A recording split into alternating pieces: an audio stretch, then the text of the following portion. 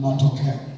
Tumekuwa na maombi ya siku 21 ya kufunga na kuomba, na leo tunamshukuru Mungu kwa maombi yote hayo ambayo Bwana amejibu. Tumeomba hapa wiki 3 maombi yenye kuleta matokeo. Tulianza somo hili kwa urefu, lakini maombi ambayo yanaombwa kwa imani. Na kuomba kwa imani ni kuomba kwa mamlaka na kuomba bila shaka. Marko 11 tusome mstari wa 23.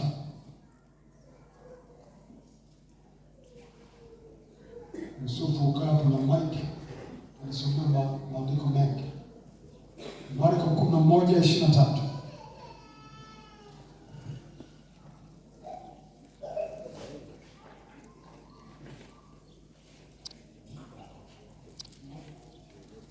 Marko 11:23 inasema, amini nawaambia, yeyote atakayewaambia mlima huu ng'oka ukatupe baharini, wala asione shaka moyoni mwake, ila aamini kwamba hayo yasemayo yametukia, yatakuwa yake. Amen. Rudia tena. Amini nawaambia, yeyote atakayewaambia mlima huu ng'oka ukatupe baharini, wala asione shaka moyoni mwake, ila amini kwamba hayo ayasemayo yametukia, yatakuwa yake. Amen. Amini nawaambia. Hebu nizungumza pamoja nami. Sema, amini nawaambia. Amini nawaambia. Yeyote atakayewaambia mlima huu, Yeyote atakayewaambia mlima huu, ng'oka ng'oka ukatupwe baharini, ukatupwe baharini, wala asione shaka moyoni mwake, wala asione shaka moyoni mwake, ila aamini ya kwamba hayo asemayo yametokea, ila aamini kwamba hayo asemayo yametokea, yatakuwa yake. yatakuwa yake. Kwa hiyo maombi yenye matokeo ni maombi yanayoombwa kwa imani. Na imani ni nini? Kuomba kwa imani nini? Ni kuomba kwa mamlaka na kuomba bila mashaka. Kwa hiyo ukisema ukiweza kufanya hivyo, basi unayoomba yatakuwa yako. Tuliangalia mamlaka na mashaka, lakini kwa sababu ya muda wetu tulizungumza sana. Shaka au mashaka ni hali ya wasiwasi au ya kukosa uhakika, hali ya kuwa na fikra mbili, hali ya kutokuwa na utulivu.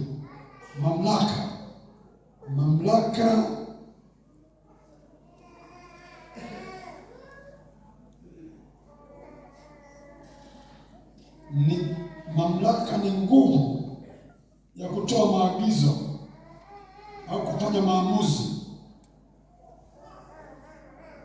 uwezo wa kufanya maamuzi pasipo ushauri. Kwa hiyo mamlaka, ukiona mtu anazungumza, manake yaani ameshapewa ushauri, yeye anatekeleza. Hayo ndio mamlaka. Na tukaangalia mamlaka ya Yesu Kristo. Mamlaka ya Yesu Kristo, Mathayo 28:18 anasema amepewa mamlaka yote mbinguni na duniani. Mathayo 28:18. Na mamlaka ya kanisa tumesoma pale, mamlaka ya kanisa ambayo ni hali ambayo kanisa limepewa mamlaka yote ya kukanyaga nyoka na nge na nguvu zote za adui. Luka 10:19. Luka 10:19. Kwa hiyo mamlaka ya kanisa ni kama mamlaka ya Yesu, kwa sababu tuliona katika Wafilipi 2:9-11 Yesu Kristo ana mamlaka sana, yuko juu sana. Na katika kitabu cha Wafilipi anazungumza, Waefeso 1:20-23, yeye Yesu Kristo yuko mkono wa kuume wa Mungu mamlaka juu ya mamlaka yote na nguvu na usultani na kila jina litajalo ulimwenguni na mbinguni, Yesu Kristo. Kwa hiyo tukaona kwamba Yesu Kristo ni kichwa cha kanisa. Kama kichwa kina mamlaka, basi miguu ina mamlaka na mikono ina mamlaka, kwa sababu kichwa kinashika mwili, kinakuwa na maamuzi, na kichwa ni Yesu, na wewe na mimi tu mwili wa Kristo. Na mamlaka ya Yesu ni mamlaka ya milele. Sina muda mrefu wa kuelezea mamlaka hii, ni kitu kikubwa sana. Tuliona maajabu sana, maajabu 7 katika kitabu cha Yohana, ishara 7 katika harusi ya Kana, kupona kwa mtoto, kupona kwenye mwenye kupooza, kulisha watu 5,000, kutembea juu ya maji, kuponya kipofu tangu kuzaliwa, kufufuka kwa Lazaro, mamlaka. Na tukaona Yesu Kristo anasema mimi ndiye, ziko mimi ndiye 7 katika kitabu cha Yohana. Mimi ndiye mkate wa uzima, mimi ndiye nuru ya ulimwengu, mimi ndiye mlango wa kondoo, mimi ndiye mchungaji mwema, mimi ni ndiye huo ufufuo na uzima. Mimi ndimi njia, kweli na uzima. Mimi ni mzabibu wa kweli. Ni mamlaka. Na tunaona Yesu anasema mimi nasema katika kitabu cha Yohana, Mathayo 6. Anasema mimi nasema, imeandikwa, lakini leo mimi nasema. Yohana 5 mstari wa 22, 21 mpaka 22. Basi mimi nawaambia, lakini mimi nawaambia, lakini mimi nawaambia, lakini mimi nawaambia, lakini mimi nawaambia. Mamlaka. Ukisoma hapo Mathayo 5:21 mpaka 22, mstari wa 22, mstari wa 24, mstari wa 34, mstari wa 39, mstari wa 44, mimi nawaambia. Sasa mamlaka ya Yesu Kristo amelipa kanisa kama Baba alivyonituma, nami nawatuma ninyi.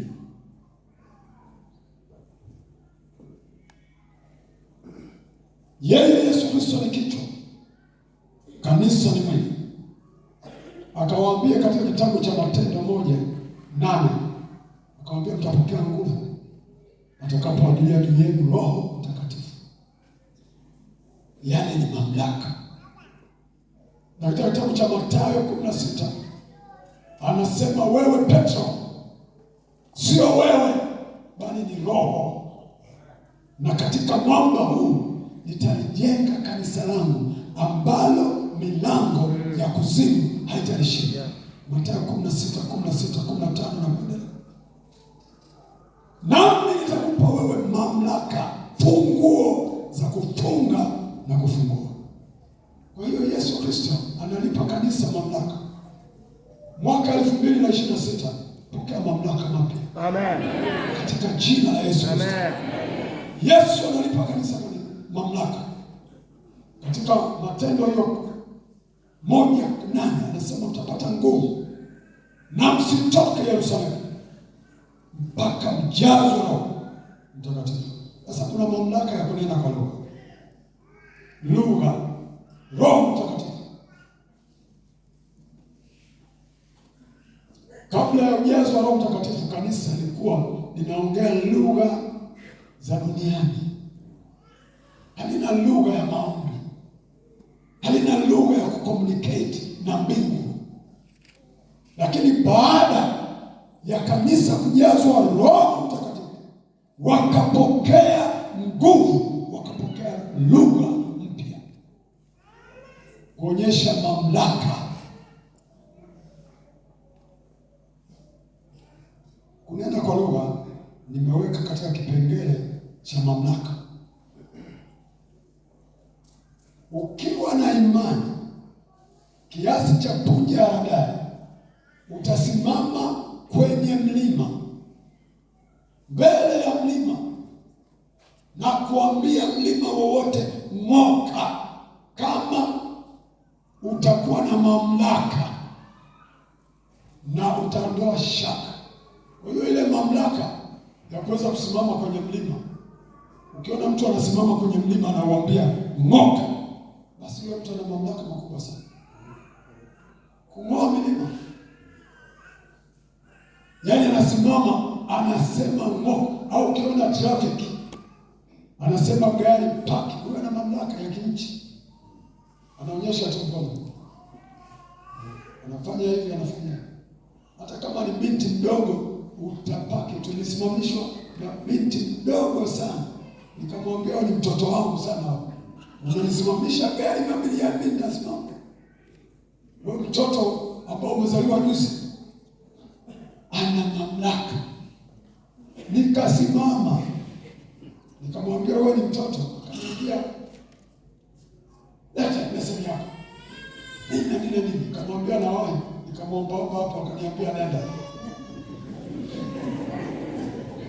Sasa akamwambia na wewe, yani kwenye vikao vingi miakani, akaniambia nenda. Lakini kalikuwa kadogo. Hayo ni mamlaka. Kanisa linaweza kusimama katika mlima wowote, mamlaka, na kuambia ng'oka, na ukamoka. Mlima wa majaribu, mlima wa magonjwa, mlima wa umaskini, mlima wa mashaka, mlima wa hofu, mlima wa woga, mlima wa kila aina unang'oka katika jina la Yesu.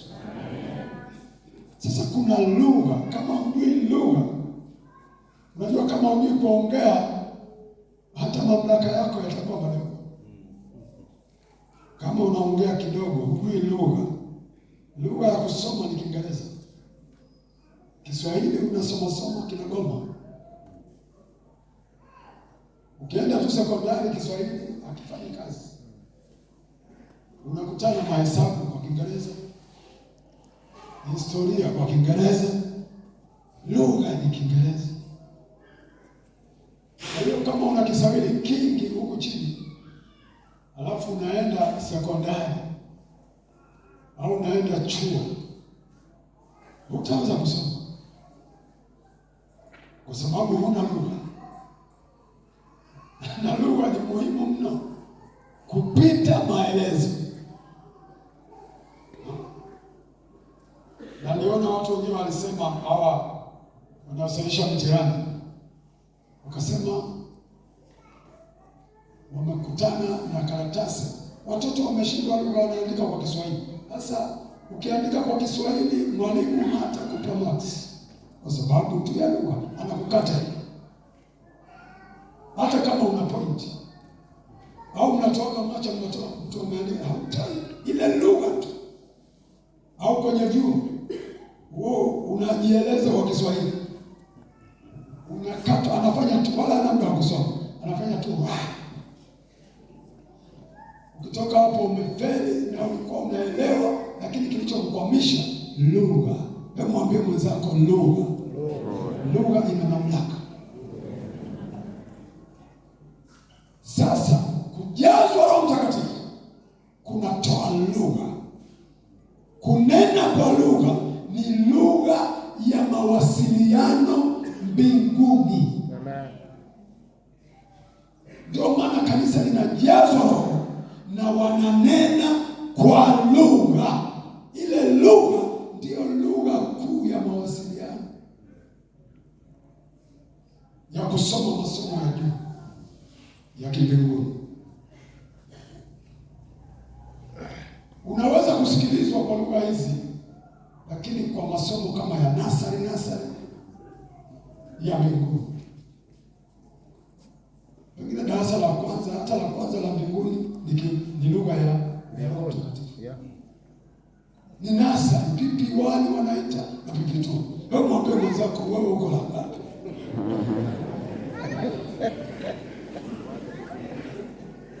Katika ulimwengu wa roho La kwanza ni lugha ya mbinguni. Wangapi wananielewa? Na hii ndio tofauti ya Upentekoste na dini zingine, kwa sababu watu wanajazwa Roho, wananena kwa lugha. Ile lugha ni lugha ya mawasiliano mbinguni. Mtu anajazwa Roho, na Roho Mtakatifu alitafutwa sana. Watu wakafunga, watu wakaomba. Wale waliojazwa Azusa miaka ile walikaa muda mrefu, walijazwa wakiwa kwenye chuo cha Biblia, wakafanya utafiti, wakasema mbona watu wananena kwa lugha? Na imeandikwa kwamba mtajazwa na mtanena. Wakaona hawaneni, wakamwambia Mungu hapana, wakafunga. Roho alishanyamaza, kwa sababu bila kumtafuta haji.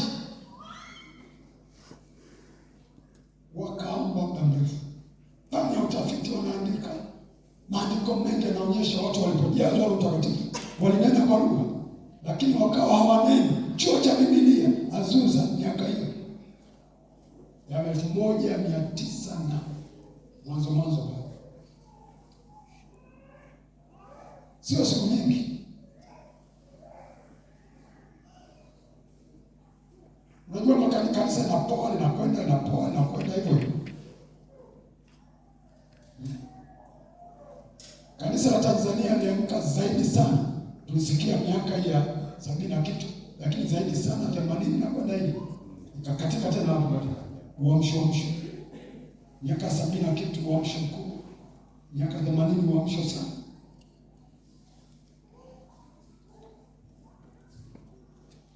Roho anatafutwa, kama atafutwi wala. Kwa hiyo lugha, niende tu kwa utangulizi, alafu mambo mengine nitazungumza wakati mwingine, naenda kwa muda wangu. Lugha inatoa mamlaka, ni alama ya utambulisho. Lugha ni asili, inaonyesha asili ya mtu. Mwanzo wa lugha hutamkwa na mtoto anayezaliwa kwa malezi ya mama yake au wazazi, na ni kitu cha asili, wala hana haja ya kufundishwa lugha ya mama, lakini hufundishwa kujifunza anavyoweka mahusiano na mama yake. Kama mtoto hana mahusiano na mama au na wale wanaomlea, hataweza kuzungumza. Atazungumza lakini itakata. Lakini anapokuwa na mahusiano, ule mama anamsemesha, anaona watu wanazungumza na yeye anazungumza. Hakuna shule maalum, ni ya mahusiano. Kama utataka kujifunza lugha katika shule maalum, huo ni utaalamu mkubwa, na pengine unakuwa mwalimu au unataka kuelewa zaidi, ndio unakuwa mwalimu wa Kiswahili au unakuwa mwalimu wa Kiingereza, pamoja na kwamba wewe ni Mswahili, lakini bado unatakiwa, kama wewe unataka kuwa mtaalamu, unajifunza. Lakini wote tunazungumza lugha ya asili ya mama, sana sana lugha zetu za kienyeji za makabila hapa Tanzania, lakini Kiswahili imegeuka, imekuwa lugha kama ya asili. Lugha inatoa utambulisho, huonyesha uwenyeji wa mtu, kwamba huyu ni mtu wa wapi. Lugha humtambulisha mtu.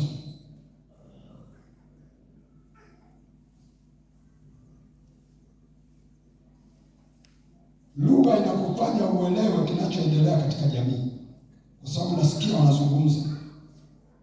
Kama hujui lugha, wanaweza kusema tena, wanaweza kuambia kwamba watakuua wala uelewe, kwa sababu umefika mahali uelewe lugha yao. Wanakusema, wanasema huyu mtu ametoka wapi, tumue. Wao uko tu unafikiri uko salama, kumbe wanataka kukuua. Kwa hiyo elewa lugha. Mwambie mwenzako lugha ya mbinguni ni muhimu. Hii ni very important. Kanisa halina lugha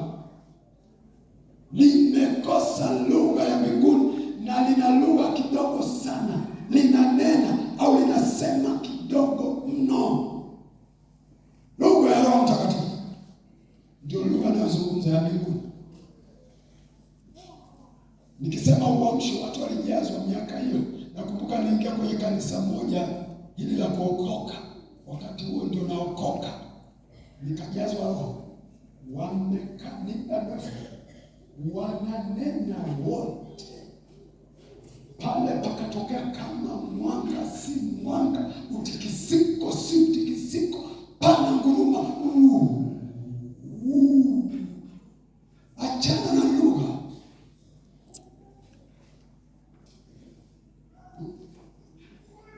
Hizi lugha za kibinadamu mbinguni hazieleweki sana.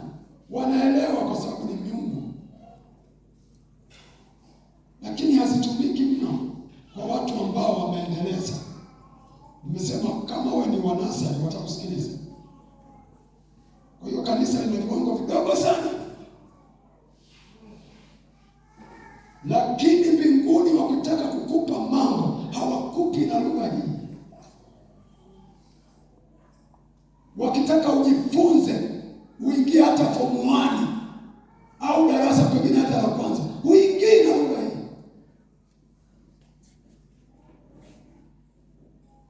Ukisoma kitabu cha Wakorintho anasema, ukisoma Wakorintho 12, Wakorintho wa kwanza 12 mstari wa kwanza. Leo niko kwenye introduction. Nitazungumza sana somo la lugha ya Roho Mtakatifu na kuombea Roho Mtakatifu kwa muda mrefu, na Mungu atusaidie tujazwe wote Roho. Tutajazwa tu wote. Biblia ikaniambia wote wakanena kwa lugha kama Roho alivyowajalia. Wote wakajaa Roho Mtakatifu, wote wakanena. Sio nusu saa, walisema masaa. Na maombi ya kanisa la kwanza ni masaa kwa lugha. Shana la bakanda la basika la bakari bokanda la bashana bakara basika. Hamunielewi kwa sababu nimeenda kidogo mbinguni, na kwa sababu wengi mnajua hiyo lugha kidogo, na wengine wameanza kama nasari, wako shana la wanarudi tena shana la wako nasari. Hawawezi kuendelea. Huwezi kupelekwa mbinguni na vitu vya mbinguni na lugha hii. Lazima uwe na lugha ya mbinguni ya kuongea, ya kufundishwa.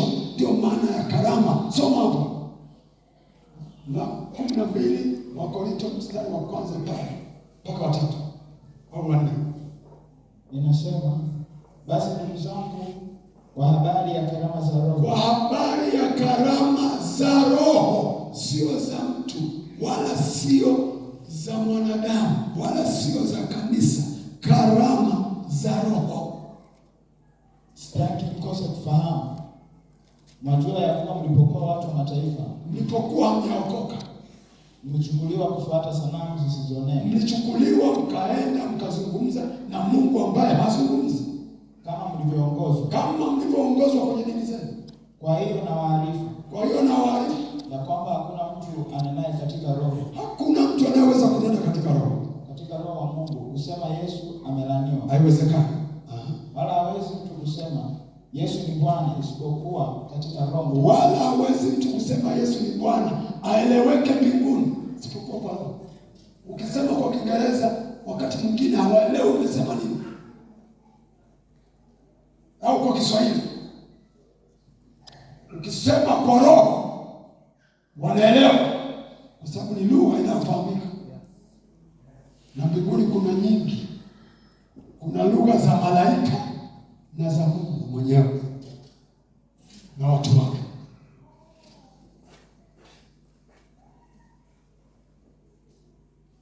Endelea kusoma.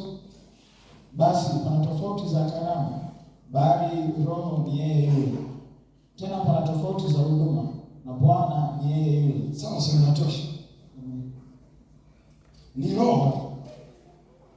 Kwa hiyo basi, katika utangulizi huu, lugha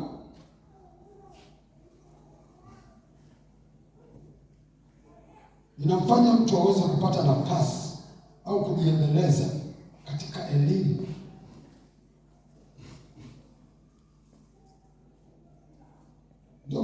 waliojazwa Roho na wale waliojazwa sasa hawaneni.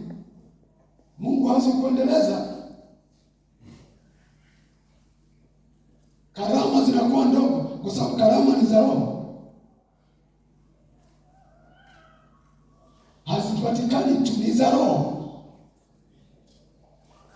na Roho ndiye anayetoa lugha. Wote wakajazwa Roho, wakasema kwa lugha, kwa lugha.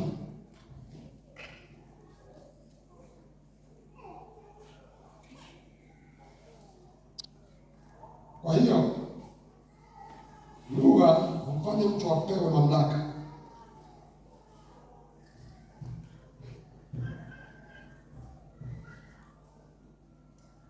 Lugha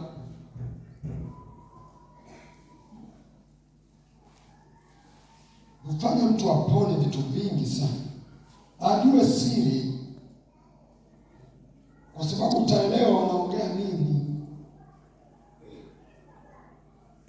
utajiponya.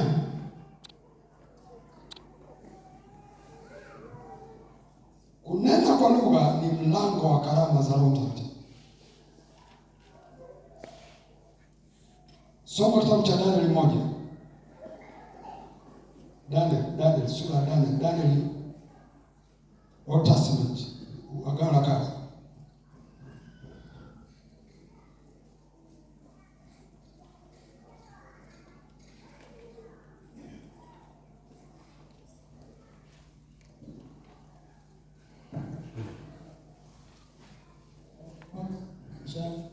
Danieli 1:3-4. Soma haraka. Mstari wa 3 nasema, mfalme akamwambia Ashpenazi, mkuu wa matowashi wake, awaletee baadhi ya wana wa Israeli, wana wa uzao wa kifalme na wa uzao wa kiungwana, vijana wasio na mawaa, wazuri wa uso, wajuzi wa hekima, waelevu kwa sababu ya maarifa yao, wenye kufahamu elimu, watakaoweza kusimama katika jumba la mfalme. Tena aliwaambia awafundishe elimu ya Wakaldayo na lugha yao. Natosha. Huyu ni mfalme Nebukadneza. Walitekwa vijana kutoka Israeli kupelekwa kule Babeli, kutoka Yuda, na Danieli alikuwa mmoja wapo. Na mfalme alihitaji watu, mstari wa 23, walitakiwa wana wa uzao wa kifalme, wa uzao wa kiungwana. Walitakiwa watu wa uzao wa kifalme, uzao wa kiungwana, watakaoweza kusimama mbele za mfalme. Uelevu, mstari wa 4. Usoma mstari wa 4 tena, rudia. Mstari wa 4 nasema, vijana wasio na mawaa, wazuri wa uso, wajuzi wa hekima, werevu kwa sababu ya maarifa yao, wenye kufahamu elimu, watakaoweza kusimama katika jumba la mfalme. Tena aliwaambia awafundishe elimu ya Wakaldayo na lugha yao. Wafundishwe elimu na lugha, ili waweze kujua lugha, wasome. Unapookoka, Mungu haokoi watu hivi hivi.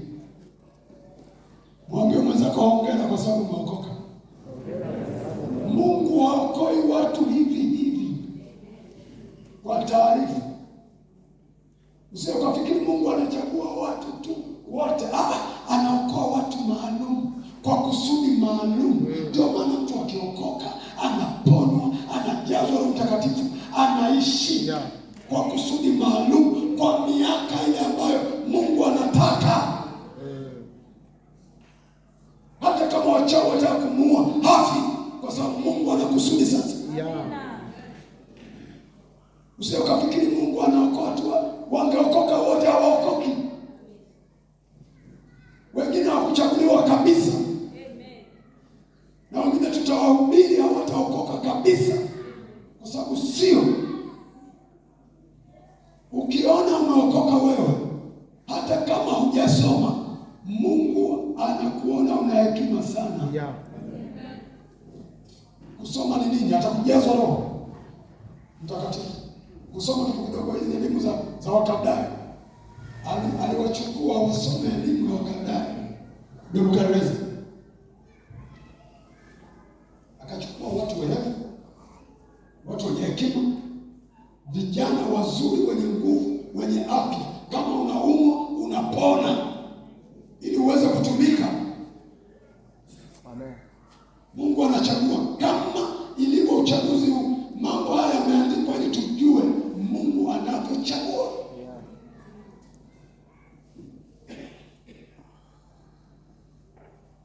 Wafundishwe lugha. Ndio maana ukiokoka unajazwa Roho, unanena kwa lugha, upate lugha ili uweze kujifunza mambo ya mbinguni, ili uweze kuwa na karama. Karama ziko za Roho, ili uweze kuomba muda mrefu. Niliwezaje kuomba? Ningewezaje kuomba? Niliwahi kuomba, nafikiri niliomba masaa 10 bila kunyamaza na bila kwa Roho, hata zaidi nafikiri kwa nguvu za Roho. Sasa aliona tu nimeshukiwa, siwezi kuongea lugha nyingine na nena tu, nikajifungia. Mimi niliamka saa 8, kutoka saa 11 nilipoingia kwa kile chumba, nisuka saa 8 usiku na nena tu kwa lugha,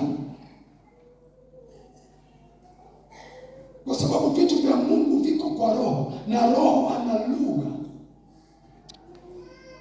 Ndio maana tunakufundisha umuhimu wa kunena kwa lugha. Jaa Roho, nena kwa lugha. Acha kufanya mgangangara kidogo kidogo, hapana. Nena kwa lugha. Jaa Roho.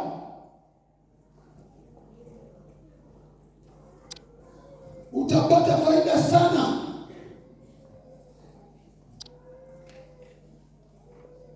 Unafikiri watu ambao wamejazwa Roho waliokwenda juu, unafikiri wana asili ya kuendelea mno? Hamna. Watu wengi wametoka mahali duni tu, na wengine walikuwa mwisho kabisa, leo ni wa kwanza kwa ajili ya Roho Mtakatifu. Ya Roho, nena kwa lugha.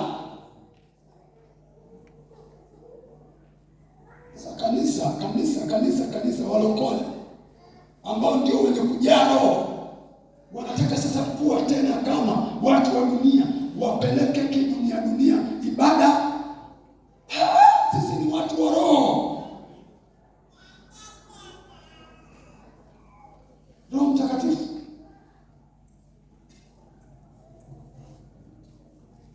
Basi kutokana na muda, ngoja niseme dakika kama 10. Alafu tuombe dakika 10. Niseme dakika kama 10 kwa sababu ya muda. Lakini hawa watakiwa wafundishwe lugha.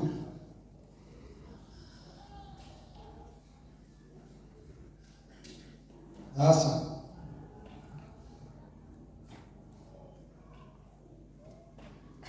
hebu tuangalie mambo muhimu ya kujua katika lugha ya Roho Mtakatifu. Mambo muhimu ya kujua katika kunena kwa lugha. Kwanza, hebu fungua Matendo ya Mitume. Nitazungumza tu kwa muda mfupi. Ujazwe Roho Mtakatifu na tuwe na hamu.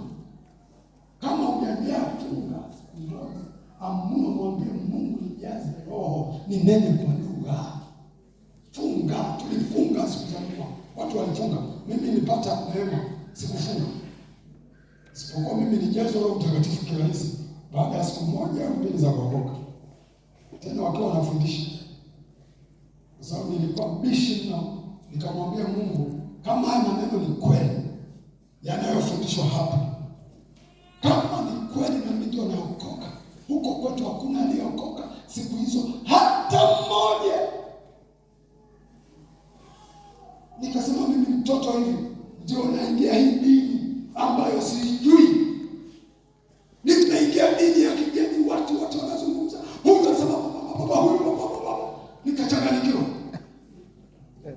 Nikamwambia Mungu, huyu mwalimu anafundisha kuhusu kujazwa Roho Mtakatifu. Alikuwa mchungaji Kimaro, ameshafariki sasa hivi. Alikuwa mchungaji, alikuja kule Arusha miaka hiyo, kanisa la Calvary Temple. Tumeokoka, akaja kufundisha semina. Akasema siku ya Jumatano ni siku ya Roho Mtakatifu, wote mtajazwa Roho Mtakatifu kama maandiko yanenavyo. Wakajaa, wakanena kwa lugha, wakatabiri, wakazungumza, wakaomba.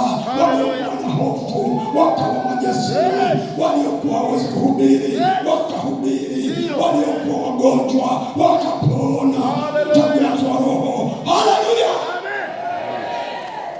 Akazungumza, nikamwambia Mungu, nimeingia dini mpya, niko siku ya pili ya kuokoka na nimeokoka kama kwa mashaka. Nikasema dini ambayo ndio naanza huko kwetu hamna kuokoka kabisa, dini ya kulia, dini ya sokoni. Siku hizi wokovu umepata heshima sana. Ni kweli. Zamani zile wanasema dini ya sokoni, dini ya kulia, dini ya watu hovyo. Siku hizi ni watu wameokoka wengi, waliosoma sana, hata marais wameokoka wengi tu, matajiri na wakawaida. Lakini miaka hiyo naokoka, nikaokoka hiyo. Akazungumza yule mchungaji, nikamwambia, akasema soma kitabu cha Matendo ya Mitume kama unavyosema. Hebu soma kama nilifundisha, niliambiwa soma hiyo. Someni Matendo ya Mitume 2 mstari wa kwanza. Hebu soma. Hata ilipotimia siku ya Pentekoste, walikuwa wote mahali pamoja. Ukaja ghafula toka mbinguni uvumi kama uvumi wa upepo wa nguvu ukienda kasi, ukaijaza nyumba yote waliokuwa wameketi. Ule upepo ukajaza nyumba. Kukawatokea ndimi zilizogawanyika. Ikatokea kama ndimi zilizogawanyika, yaani kama miale hivi, kama ndimi za moto uliowakalia kila mmoja wao. Mmoja akakaliwa na moto. Wote wakajazwa Roho Mtakatifu. Wote wakajazwa Roho Mtakatifu. Wote wakaanza kusema kwa lugha nyingine. Wakaanza kusema kwa lugha nyingine kama Roho alivyowajalia. Kama Roho alivyowajalia. Inatosha. Yule mchungaji akasema, utasema, utajaa Roho, utasema kwa lugha. Hiyo lugha ni ya mbinguni, itakusaidia katika maombi, itakusaidia kuwasiliana na Mungu. Jaa Roho. Mimi nikazungumza, akanipeleka kwa Kornelio, mlango wa 10 wa Matendo. Nikapelekwa pale. Petro alipokuja akawakuta wale watu wa Kornelio, akawahubiri. Watu wa mataifa walikuwa si Wayahudi, wakashukiwa na Roho Mtakatifu, wakajaa, wakanena kwa lugha. Akapeleka, sema sasa ndio zangu hasa ni wakati wa kuomba kwa ajili ya Roho Mtakatifu. Mchungaji anasema, nilimwambia Mungu, kweli kama watu kama hii ndivyo ilivyo, hivi ndivyo ilivyo, na kama ndivyo ilivyo na watu wanajazwa Roho, naomba wanijaze Roho ili niweze kudhibitisha kwamba kuokoka ni kweli. Nilijazwa Roho. Waliposema njoni tuombe, niliona ile kanisa limefunguka, nikafungua macho, nikaona kama mwanga umeshuka, pametikisika. Mimi nilijazwa Roho kwa kusikia mtu yale, nikanyanyuliwa, nikanena, nikapata raha, nikazungumza kwa lugha. Kutoka hapo nimeokoka, nikasema ninatangaza kila mahali. Nikakutana mwalimu wa kwaya. Sasa nilikuwa naimba kwaya. Siku hiyo sikwenda, nilienda kwenye mafundisho ya kuokoka. Nikakutana naye njiani, akaniambia, wewe msiwe kutoka wapi? Nikamwambia, mimi nimeokoka. Mwalimu wa kwaya ya dini tu ya Kristo, lakini hawajambo. Yule mwalimu alikufa na gongo piwa.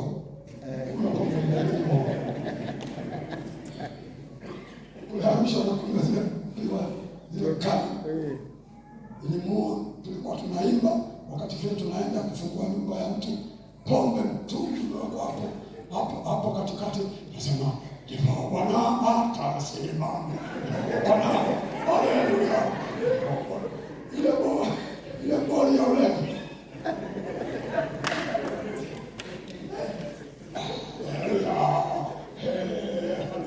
Utafikiri wamejazwa kumbe walevi wapo. Sasa mwalimu nikamtania, akaniambia ulikuwa wapi kuja kwa mazoezi? Nikamwambia nimeokoka, nimekuwa kwa walokole, leo nimepokea Roho Mtakatifu, na wewe okoka, na usipookoka utaenda kuzimu. Akasema mimi sidanganyiki kirahisi. Akasema unafikiri utadanganya kirahisi? Nikasema pote leo, lakini nilipata nguvu isiyo ya kawaida. Kunena kwa lugha kunamtambulisha mtu mbinguni, kunafanya mtu awe na mawasiliano mengine kabisa. Sasa nikueleze mambo haraka kwa sababu bado dakika na robo ndio dakika zangu zinaisha. Robo nyingine ni ya maombi. Ukizungumza kwa lugha utaweza kuzungumza moja kwa moja na Mungu. Ukinena kwa lugha, kitakachotokea, Roho Mtakatifu, lugha ya mbinguni itakusaidia uweze kuongea moja kwa moja na Mungu Baba yako. Straight. Kwa sababu atajua huyu anazungumza lugha inaeleweka.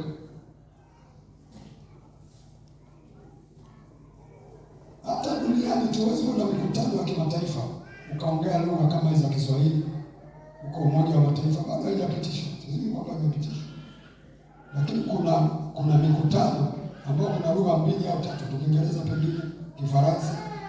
Basi kama hujui, wengine watakutafsiria, kuna baadhi ya kutafsiri, lakini kuna mahali ambapo inabidi ujue wewe mwenyewe. Na sidhani unaweza kuwa katibu mkuu hata Umoja wa Mataifa kama hujui zile lugha international. Hawakuchagui kama hujui zile Kiingereza, pengine Kifaransa, sijui. Kuchaguliwa kwa katibu mkuu wa Umoja wa Mataifa, huwezi kwenda ukaenda kusema nitatafsiriwa. Lazima ujue lugha kadhaa.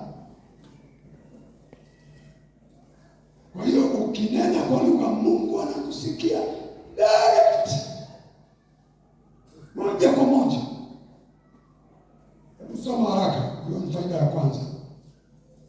Wakorintho wa kwanza 14:2, maana yeye anenaye kwa lugha hasemi na watu, bali husema na Mungu, maana hakuna asikiaye, bali anena mambo ya siri katika roho yake. Wakorintho wa kwanza 14:2. So, nenda haraka. Wakorintho wa kwanza 14:2 inasema, maana yeye anenaye kwa lugha hasemi na watu, bali husema na Mungu, maana hakuna asikiaye, lakini ananena mambo ya siri katika roho yake. Sasa hakuna asikia.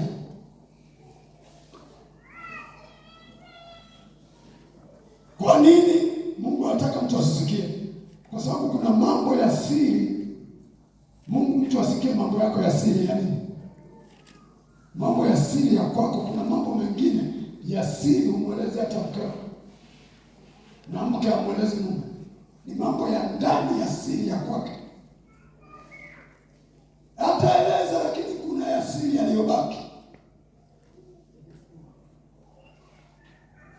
Mungu anasema nimefungua moyo kwako, moyo wote. Hapana. Hakuna mtu anayefungua moyo wote kwa mtu. Unadanganywa na wanawake wengi, wanadanganywa na wanaume. Unakutana ni mwanaume anasema mimi nakupenda moyo wote, nimefungua wote. Sio kweli. Moyo wote unafungua moyo wote. Nani anafungua moyo wote? lakini mbele za Mungu unaweza kufungua moyo wote. Ndio mambo ya siri. Mtu afanye ngarabatara wasika wakanda mokara washangara wasika, huko anafungua moyo wote. Mungu anasikia huyu mama anaongea nini, huyu baba anaongea nini, anasema kwa habari ya roho yake, anasema kwa habari ya maisha yake, anasema kwa habari ya mumeo, anasema kwa habari ya mkeo, anasema kwa habari ya watoto na wakanda na washana, anasema kwa habari ya elimu yake, kwa habari ya masomo yake. Na wakati mwingine mtu anaomba yeye mwenyewe hajui, maanake kuna mambo ambayo huyajui, ni siri. Au wewe unajua mambo yote, muuliza mwenzako, unaelewa? Unaelewa mambo? Unajua utakufanya nini?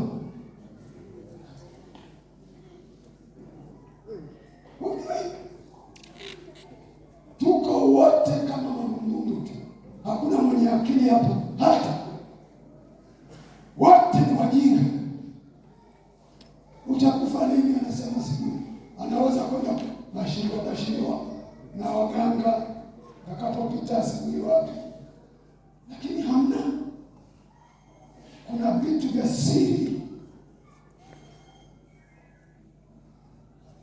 ambavyo Roho anatakiwa aongee na nani? Mungu aongee na wewe moja kwa moja, na Roho ambaye anajua kuliko wewe anapeleka mambo yako ambayo wewe pia huyajui, anakuombea. Pengine utapita utakutana bodaboda atakupiga kichwa, lakini Roho ameshaona, anakuombea kwa ajili ya bodaboda usije ukafa.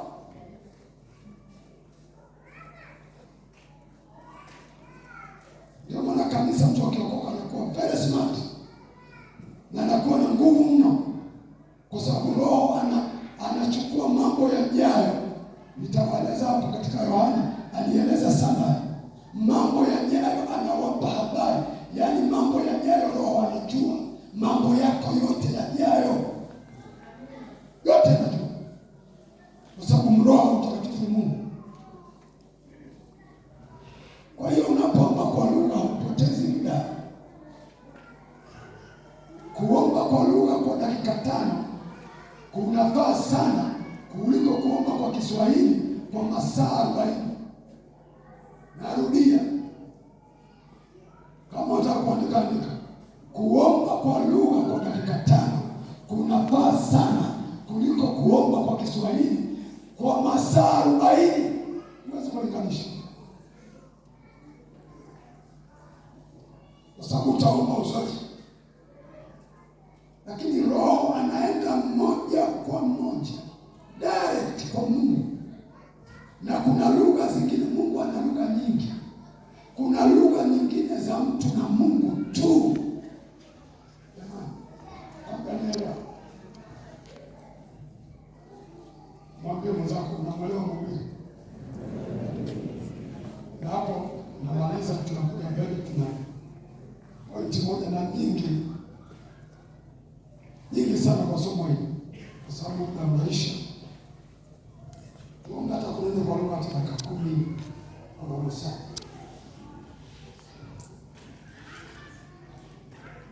Kunena kwa lugha kwa faa sana. Nisikilizeni walokole. Ndio maana Wapentekoste wakaambiwa wakae wasubiri Roho Mtakatifu. Yesu alikuwa na akili sana. Msitoke Yerusalemu, kwa sababu kuna hofu, kuna kuuawa, kuna majaribu magumu, kuna mateso ambayo siyo ya kawaida yako mbele.